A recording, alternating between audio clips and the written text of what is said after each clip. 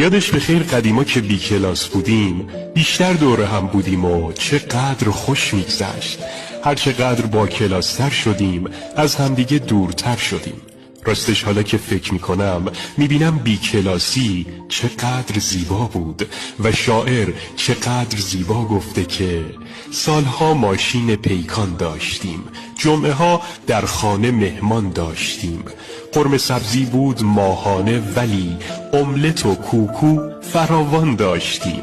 تور چین و نروژ و شیلی نبود ما سفر در سطح استان داشتیم، داخل حمام ما یک تشت بود در خیال خود ولی وان داشتیم، پای ما در جمع شلوارک نبود ما درون خانه تنبان داشتیم،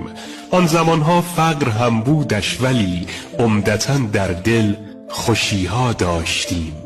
یادش بخیر قدیما که بی کلاس بودیم بیشتر دور هم بودیم و چقدر خوش میگذشت. هر چقدر با کلاس تر شدیم از همدیگه دورتر شدیم. راستش حالا که فکر میکنم میبینم بی کلاسی چقدر زیبا بود و شاعر چقدر زیبا گفته که سالها ماشین پیکان داشتیم، جمعه ها در خانه مهمان داشتیم،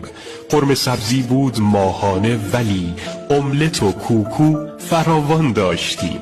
تور چین و نروژ و شیلی نبود ما سفر در سطح استان داشتیم، داخل حمام ما یک تشت بود در خیال خود ولی وان داشتیم، پای ما در جمع شلوارک نبود ما درون خانه تنبان داشتیم، آن زمانها فقر هم بودش ولی عمدتاً در دل خوشیها داشتیم.